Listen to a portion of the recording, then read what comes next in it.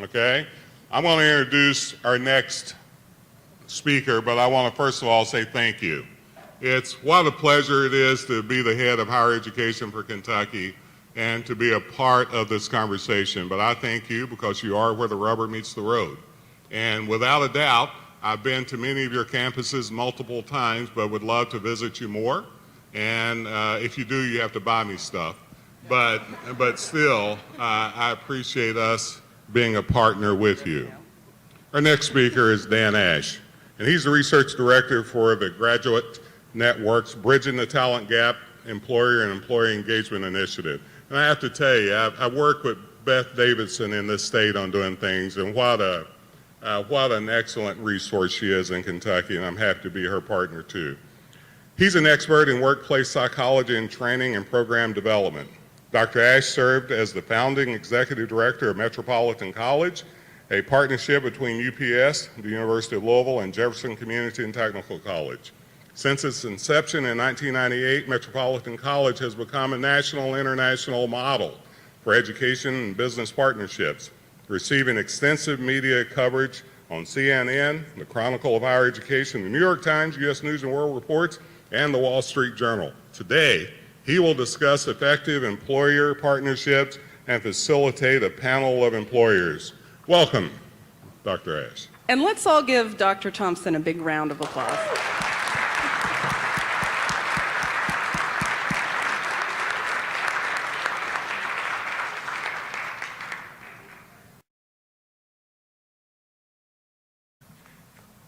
Thank you, Dr. Thompson. I really do appreciate that. And good morning, everyone. It's great to be back in Kentucky. I ran away from Kentucky about 4 years ago and live in Colorado now, so it feels so good to be back home and to see the trees again. There are no trees in the high desert, or very few to speak of. And thank you, panelists. I'll be introducing them in a moment. But first, I want us to start with a couple of strong ideas in mind. Let's start with the 1.2 million people in Kentucky who do not have, they may have started, they may have never started, but do not have a degree.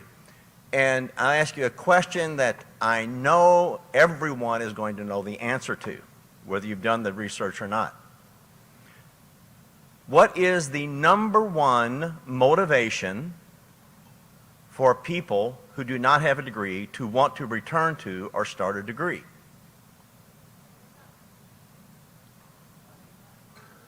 We know that the answer to that is that they want to improve their jobs. They want to get a better job. They want to go to a better employer. Whatever it is work-related. It is through the lens of work that they do this. That's the number one reason. Our research bears that out, and virtually everyone's bears that out, that is the number one reason.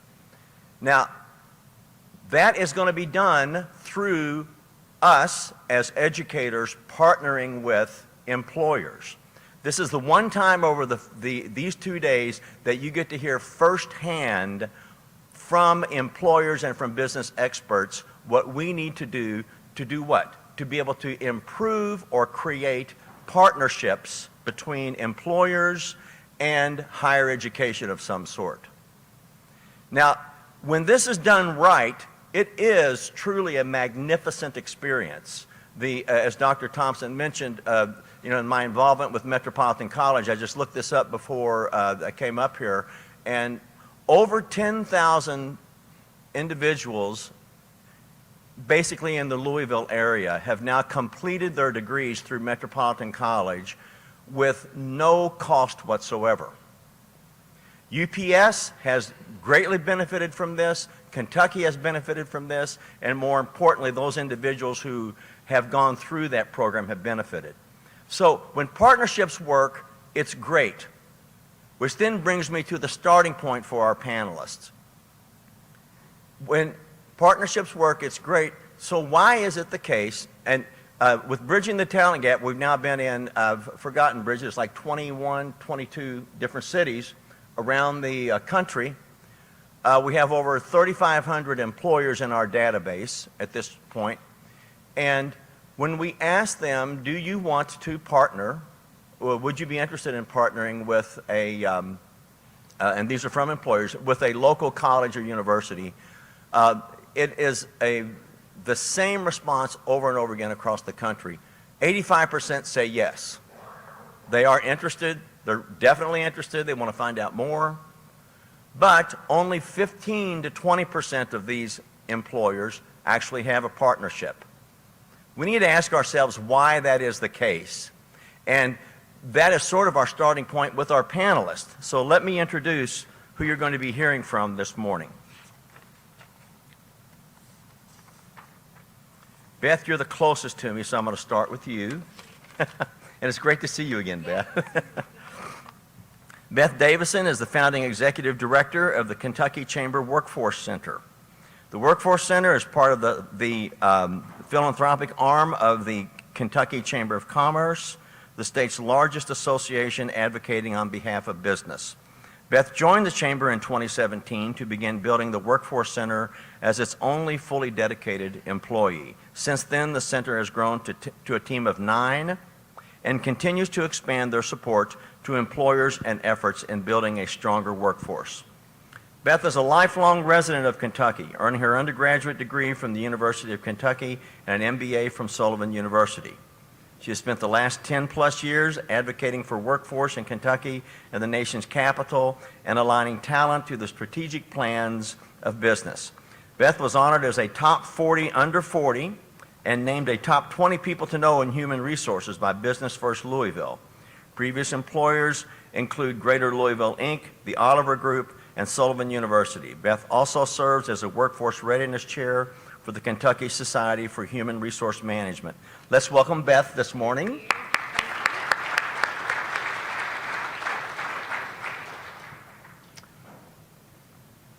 Todd, and you need to help me with your last name. Schmiedler. Now, as a person whose last name is Ash, I greatly appreciate the need to say the name correctly. So,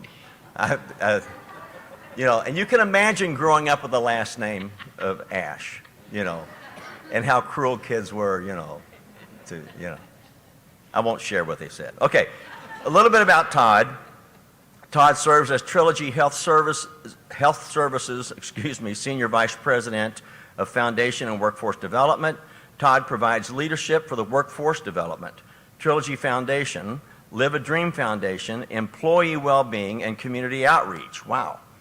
Trilogy provides senior living services across 115 Midwest campuses with 16,000 employees.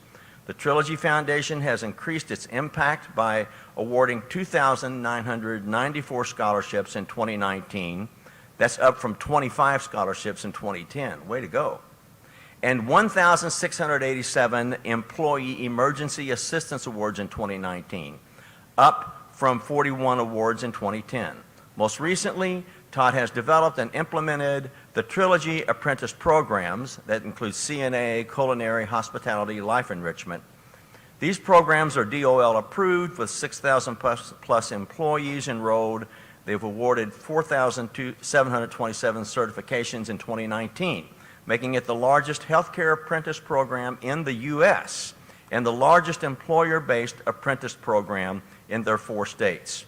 In June 2019, Trilogy also launched its Trilogy Promise program with free tuition, way to go, for all full-time and part-time employees at Purdue Global's 170 degrees. 526 Trilogy employees have enrolled. Let's welcome Todd this morning.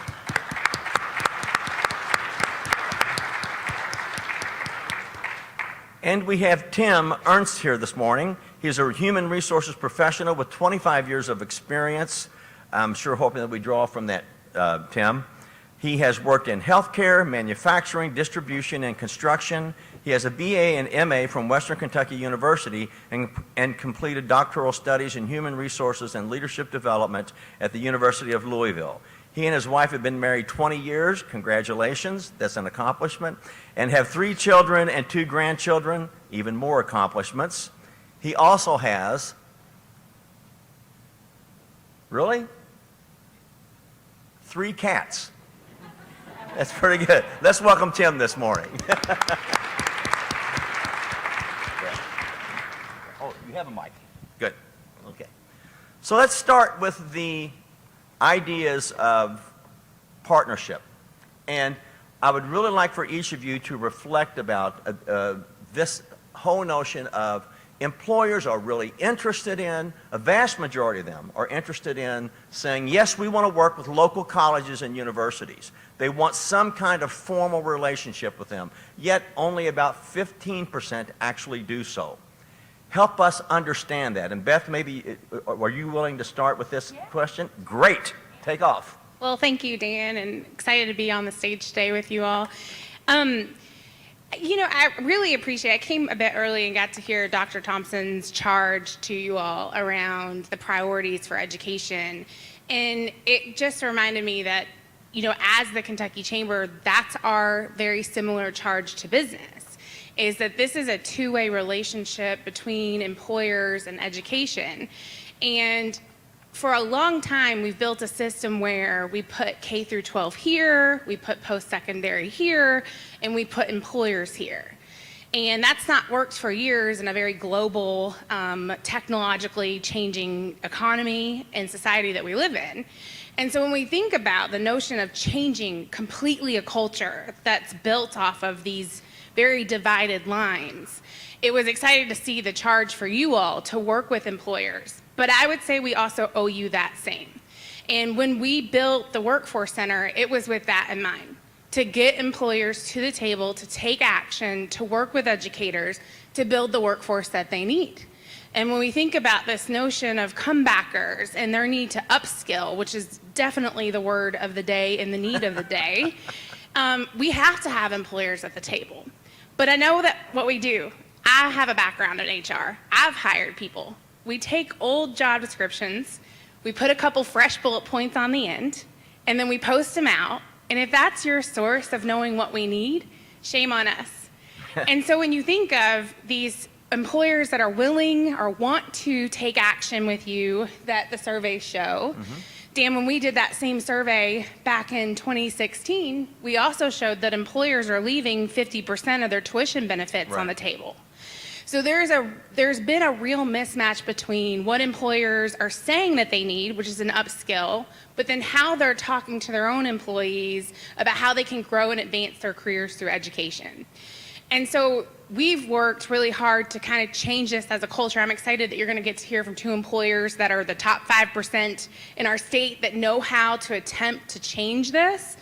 But what we are working with at the Chamber is taking the conversation to employers and getting their signals out of what it is that they actually need, what their demand is, what that competency, skill, and requirement is for those positions, and that where they find bottlenecks in the system that they can go to work for.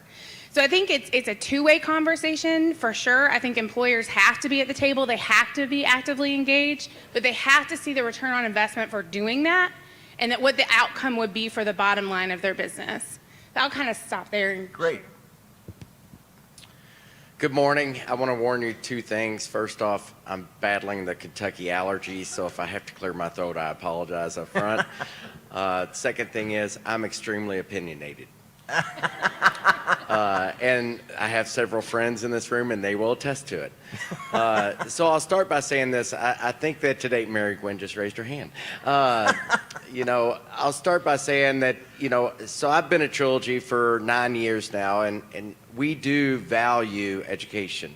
So much so that I think we're in a transition that at first when I got there, I used to say that we're a servant leader-based company that happens to be serving seniors.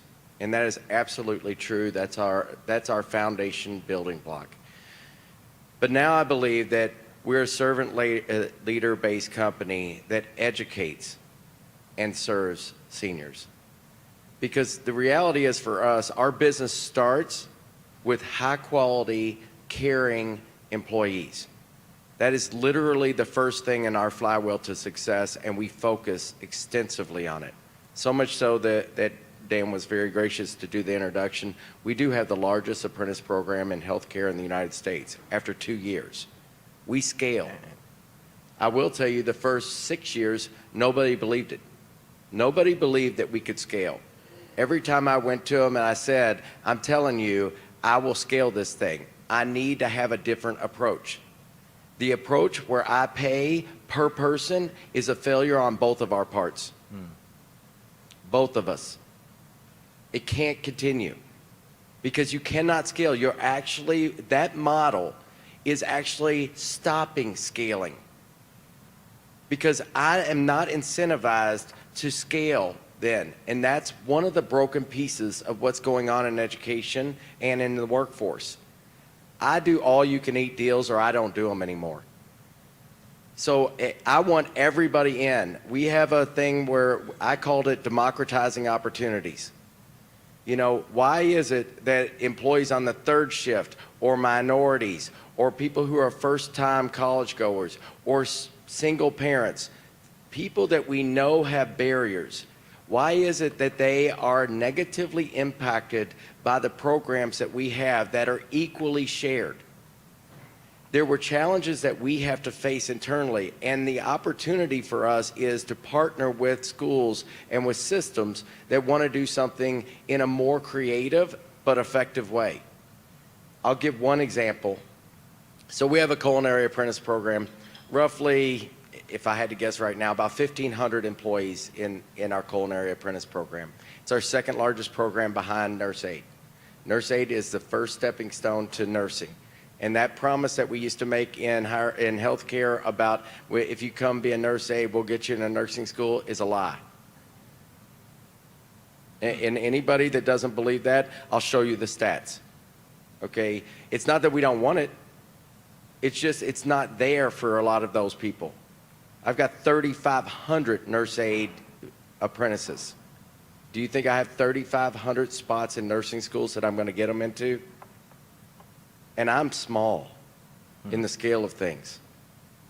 And so, but our culinary program, we partnered with an outside group, very credible. We don't do anything that's not national recognized industry certifications or college certifications that were created online on demand.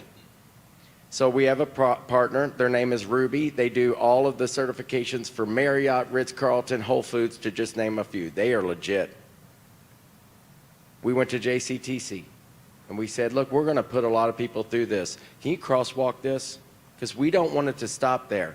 We literally named our apprentice track. I mean, it's 4 certifications, Culinary 101, Culinary 102, Culinary 201, Culinary 202. Why do you think we did that? Getting people who otherwise would not see that they can handle college to begin to believe that they could. So we've had, in the first year, we had 19 people get through that program, and I thought it's a complete failure. We doubled down. Last year, we had 211 people get through that program. JCTC crosswalked that curriculum, all of those online modules, which were a lot, for 26 hours of college credit, including OJT. You know, because we do on-the-job competencies also, 26 hours toward their culinary associates in apprenticeship and culinary studies. That's a 64-hour degree. You should be clapping. If you're JCTC, thank you. Look, those people would not go that next step without being able to do the first step. The first step was on us and on finding a provider who could make it easy and efficient and effective for them to be able to get through that program. And we have the leaders on the campus to be able to support them. We have the support system. And our foundation provided almost 3,000 scholarships last year. We had over 500 people in 7 months. 7 months. We launched a program for free tuition for all full and part-time employees. In 7 months, we had over 500 employees enrolled and start classes. Don't tell me there aren't people who want to do it. Yeah. We got to break down the barriers, and sometimes that means we got to be entrepreneurial together. Great. Thank you. Good morning. So I'm in the construction industry. Construction today is where nursing was back in the early 90s. We're robbing Peter to pay Paul. My foreman and my superintendents are looking for somebody to walk through the door that can take a set of plans, and go do it. It's not going to happen. It didn't surprise me when I heard the statistic that 34% of Kentucky's population is 25 years or older. By show of hands, how many of you in here knew exactly what you wanted to do when you graduated high school at the age of 18? You mean by a non-show of hands? Yeah. In the construction industry, I've got people walking through the door at 23, 24, and 25 years of age, and they're coming to me for a career because they've had a life-changing event. Their girlfriend became their wife. They now have 1.2 children, whatever the case. And they've got to have a career. I partnered with the Kentucky Community College and Technical System because this was not something that I could do by myself. We started a program called Jefferson Build. Jefferson Build is a program where I can take construction professionals, and over 1 year, they're going to learn some of the basics: carpentry, blueprint reading, some leadership classes, plumbing, HVAC. So they kind of get a smattering of a cross-section of what we do in construction. They graduate with 28 hours. By the way, this is all paid for with the Work Ready Scholarship. And for those that don't qualify, we pick up the tab. The only thing we ask for is give me 2 years afterwards. These guys had the opportunity that when they finish this degree to roll into my 2-year apprenticeship. I have an apprenticeship in carpentry that's been approved through the state of Kentucky. I'm in the processes of working on one for pre-engineered metal buildings. I'm also in the processes of working on one for concrete. We're a family-owned construction company that's been around since 1977, and our business has had to evolve out of a need to evolve. You referenced the 2008 economy and what happened. I look at our construction practitioners or our construction professionals, and it's about approach. It's not about let's get you into college and get you a degree. It's about let's make you better construction professionals. I'm going to hire you for the skill sets that you bring to the table, but I want to make you better, stronger, faster. Oh, by the way, you're going to have a degree when you finish.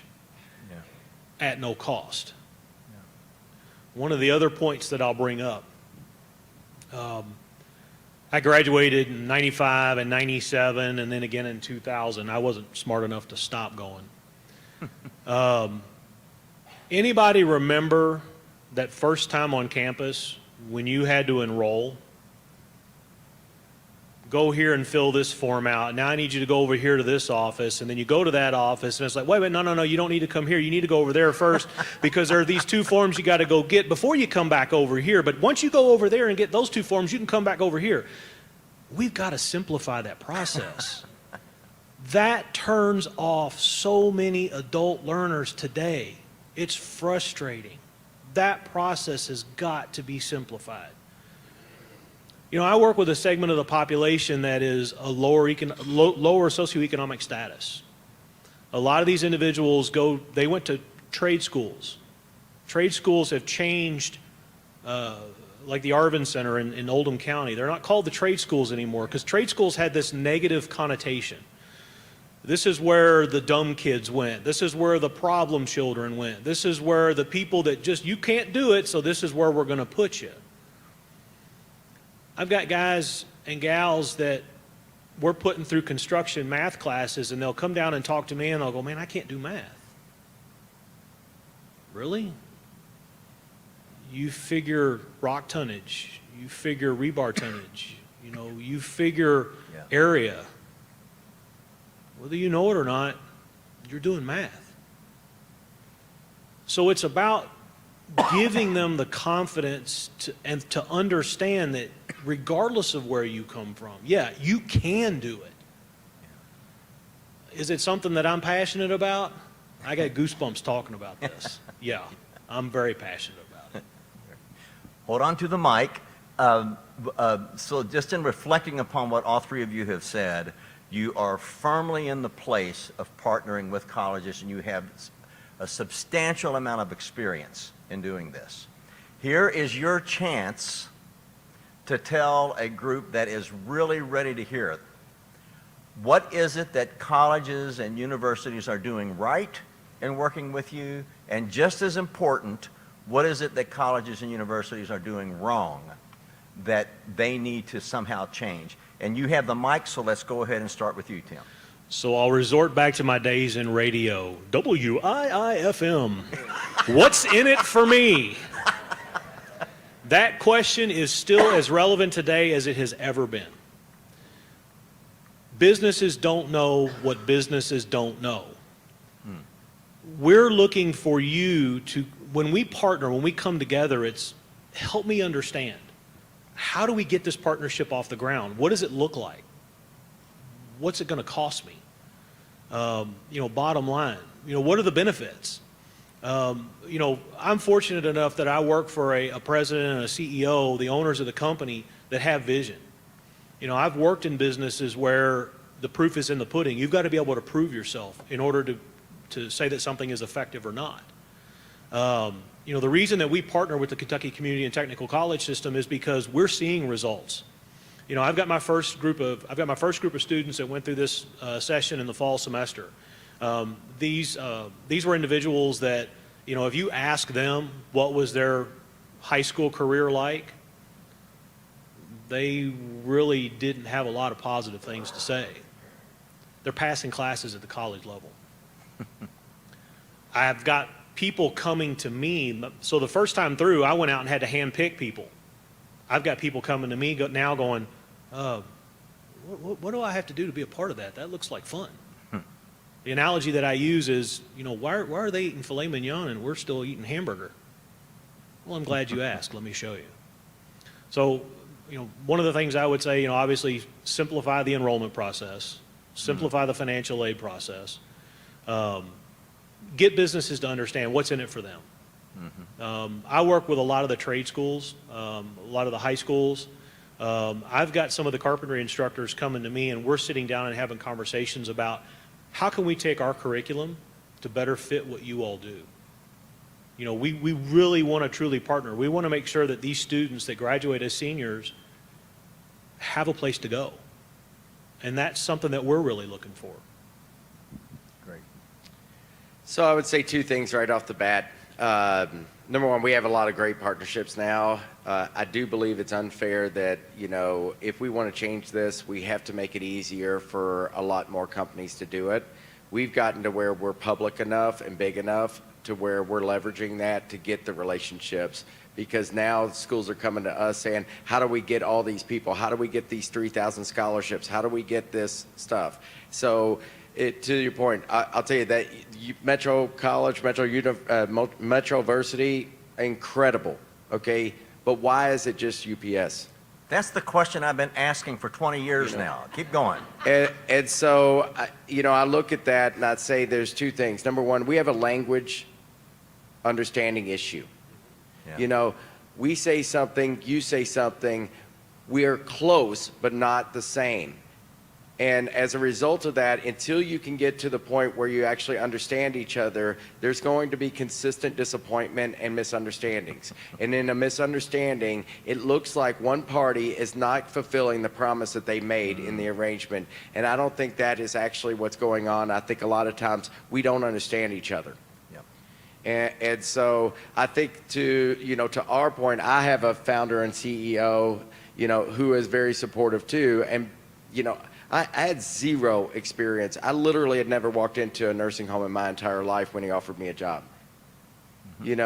And so sometimes it takes on our part and your part to have somebody on the outside be in the inside of your organization who somebody will say, I'm going to believe enough in them to help guide us down this pathway and partner in a way that may not be seen.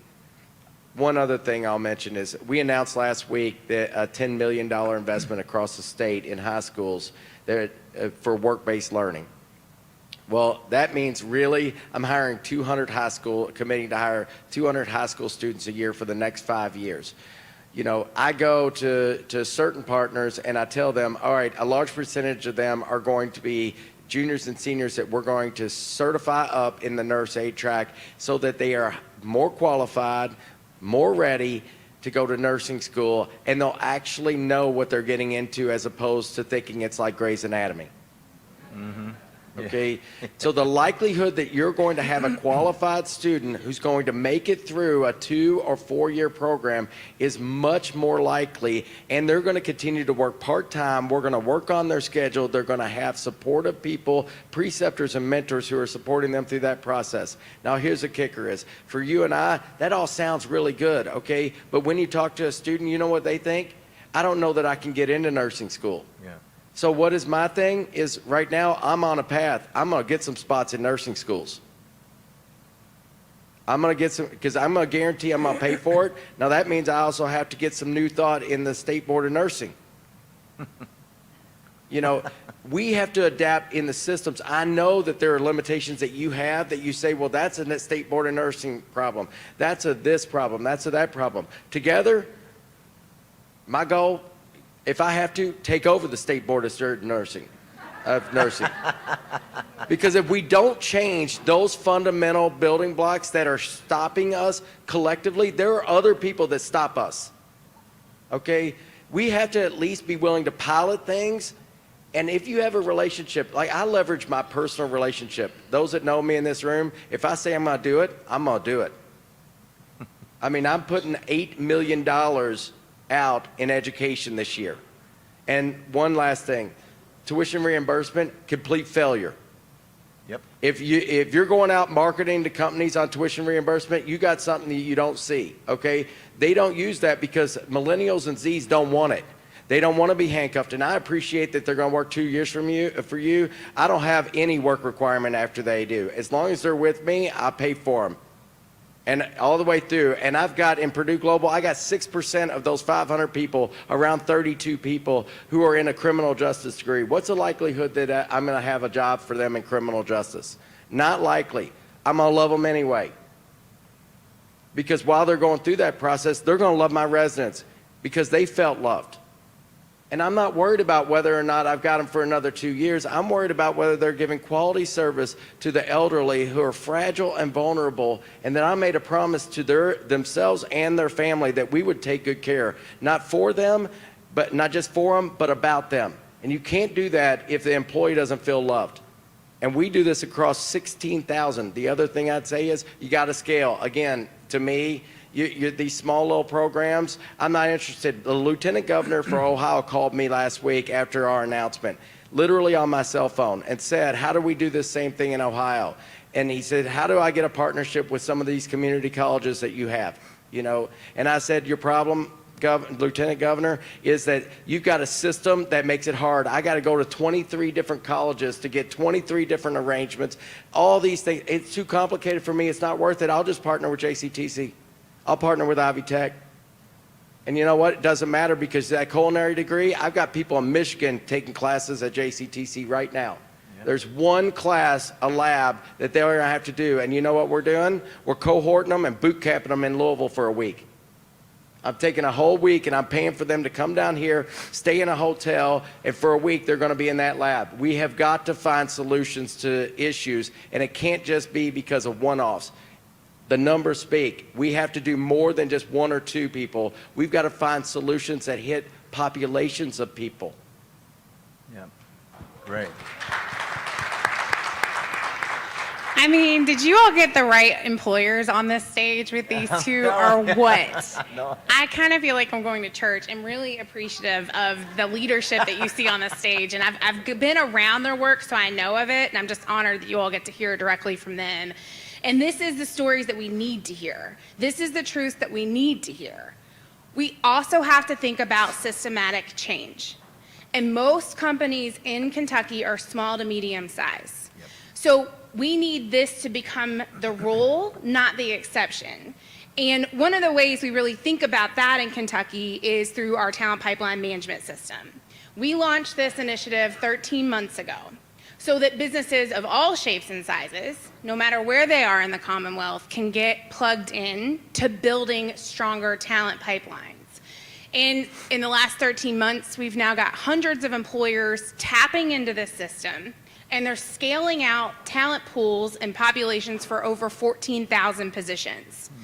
And so what that looks like is really working with employers to get to the truths of what they need, the number of what they need, the competencies and skills that are required in those positions, where they're getting those schools of talent, so they can build those supply chains up faster and stronger and quicker. And I'll give you an example of this. I'll again cheer on Todd. But with our healthcare talent pipeline group here in Louisville, they're really focused on registered nurses. And what we found through this process is that Louisville is producing 1,000 nurses less a year than what the employers in the community need. That's assuming that all these RNs are staying here, which we know is not happening. So when they backed that in further, they really started to understand what competencies were required. And I cheered on education in these moments because what they found was the number one competency that was defined was customer service, bedside manner. What do you think the educators did when they heard that? Thank you. We can put this into our classrooms. Yeah. They dug further, and when we looked at the capacity of the post-secondary educators in this community, we looked at that big deficit of 1,000 production of registered nurses every year. And they said, we'd love to have fuller classrooms. We once upon a time did. But to be honest, we have no rotation sites. We need clinical rotations open. We also don't have enough teachers, and putting students through the programs is expensive. Todd, again, and his cohort of other healthcare employers here in the community said, listen, if you look at 15% of our upcoming retirees, we could open almost 30 more rotation sites. So looking at talent like supply chain, showing employers that if they show up and that there can be a return on investment for getting talent through their pipeline faster, using meaningful resources that they have to make that happen is so critical to the conversation. And not being as scared of that innovation is really important.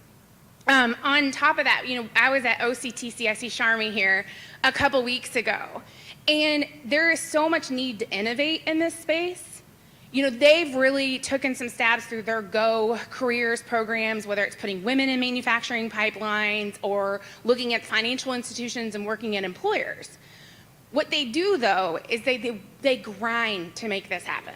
They come up with grants. They create career success coaches and really, really handhold and stair-step that process so that they can innovate and experiment and then see how they can scale it. And I can't preach on that enough, that both the employers had to have that opportunity to come to the table and innovate and understand where their responsibilities are as we build a brand new infrastructure that can support employers and educators working together, but measuring it, giving employers that time to get their facts straight, to understand what they really need, and then digging into the right education and trainers to fill those pipelines. So hold on to that just for a moment. So if I can begin to boil down what all of you have been saying, which I think are really important messages that we all need to take home in here. One is make things simpler. Please, let's make things simpler. Not only in just the process.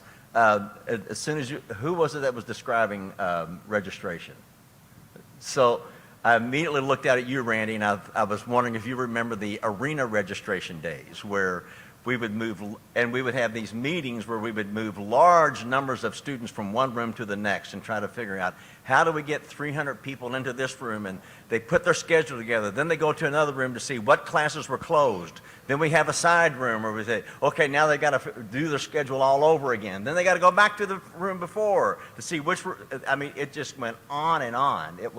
I always use it as a way to cheat, because I would say, oh, this professor said I could get into this class, and let them get through. So, but making things simpler is one thing. I heard you really resonate, Beth, with the notion of don't be afraid to innovate.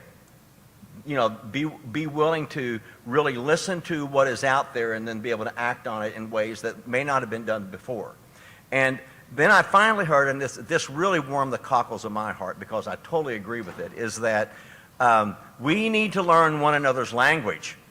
And we need to learn it in a way, it always was interesting with me when we went through Metropolitan College and began it, is how that emerged time and again.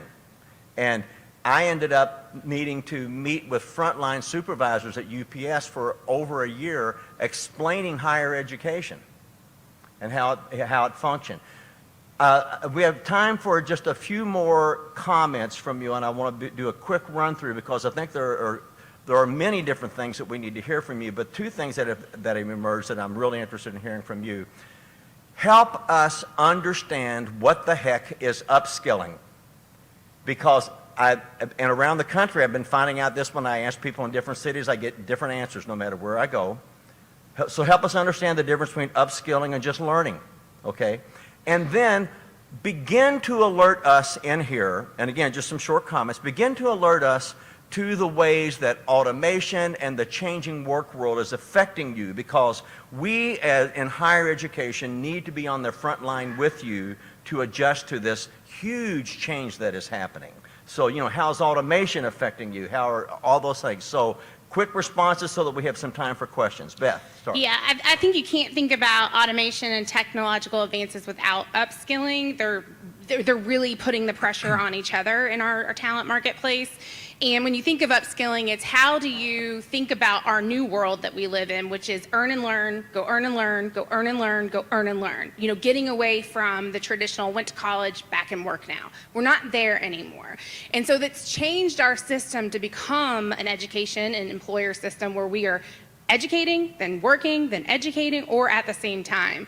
And so when you think about that, on top of technology rapidly disrupting our workplace every single day, getting clear signals from employers. They are going to know first how those technological advances are disrupting the workplace, and then you all then need those signals.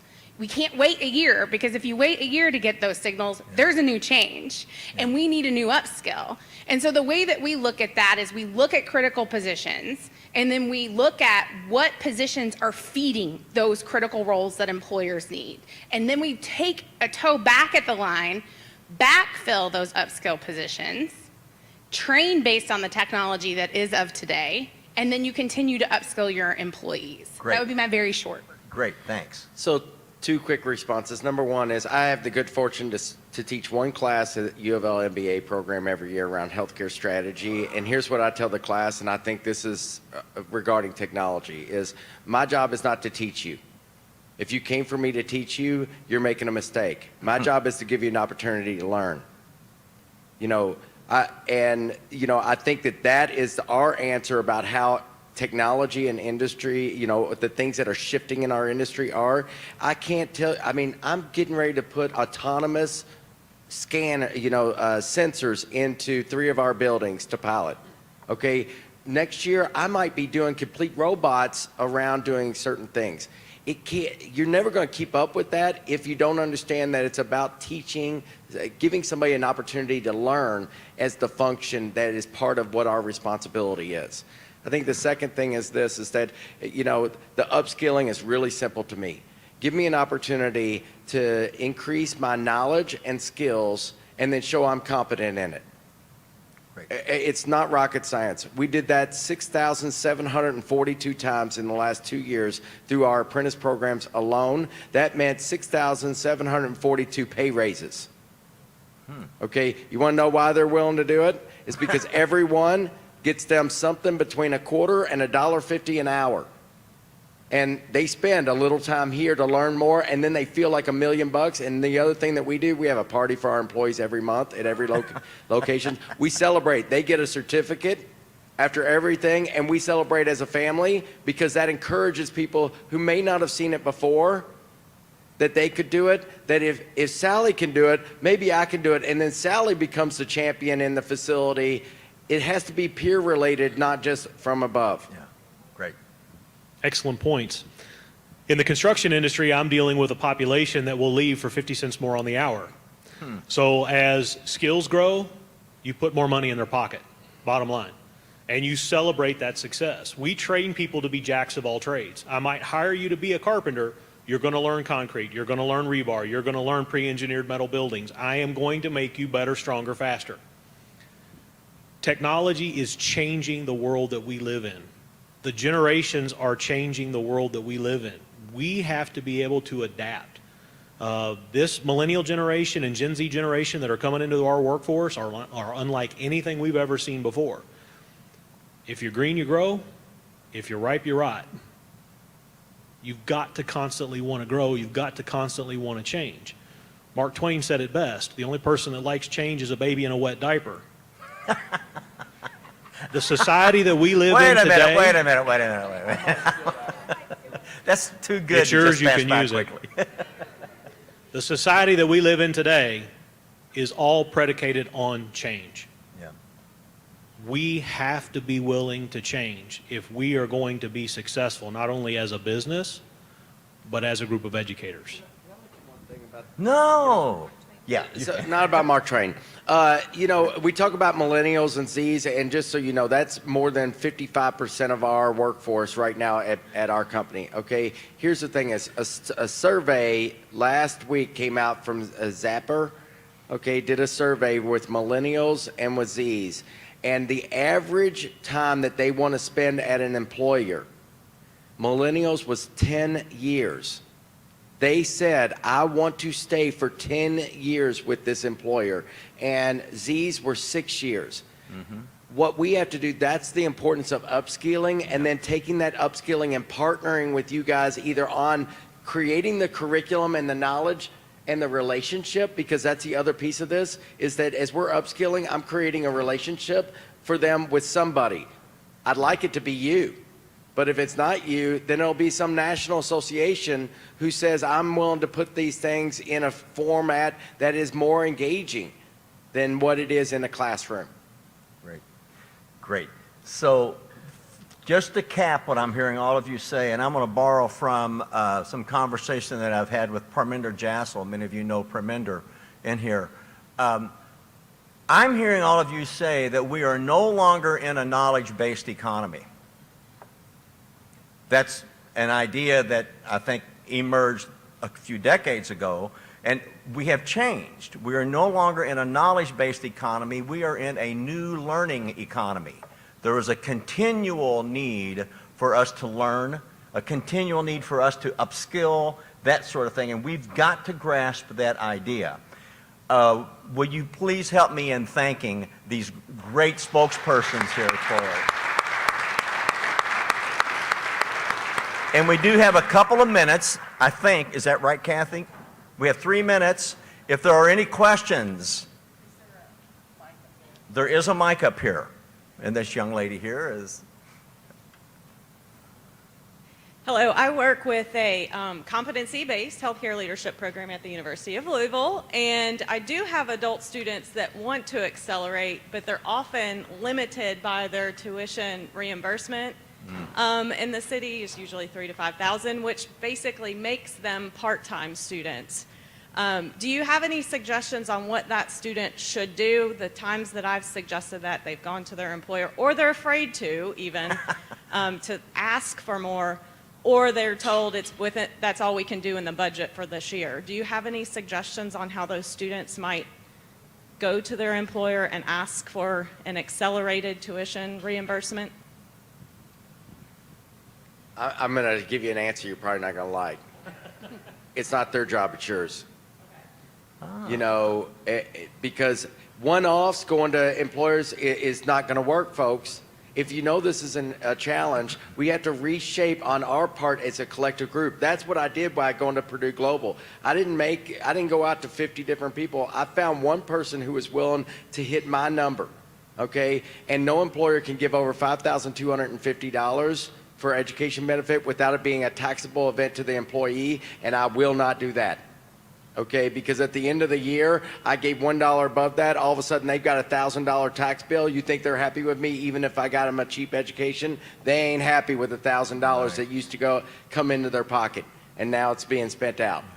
And so we've got to be more aggressive about that collectively and not tell them what to do. We need to go out and find the pockets, and one by one, find the pockets of employers, and then find the people who want to do it, just like I'm finding the education partners. And you find the right employers, and if they won't do it at where they're going, tell them to go to someplace who will. Yeah, and to amplify what you're saying, Todd, we're getting ready to work with an initiative in Detroit where they have actually selected that as one of the community measures. So they're identifying what is it that employers are providing for their workers at this juncture, and then they're establishing a community goal of increasing it by a certain percentage to address the very issue that you're talking about. So I think it's one that bears some discussion at this point. But again, it is on a larger scale. You've got to create the groundswell. I'm a big believer. I've gone to CEOs and asked questions before, and they're like, no, we're not going to do that. Okay. So then I go back to the employees, and 1 becomes 2, becomes 4, becomes 8, becomes 16, and that groundswell, all of a sudden the CEO's coming back to me and going, you remember that thing we were talking about? What do we need to do to get that off the ground? Yeah. Beth, any comments? I think they nailed it. They nailed it. Okay. Any other questions or comments? Perfect timing. Is it time for a break? Is that the next thing? It's time for Kathy. Again, thank you, panelists. We really appreciate your time.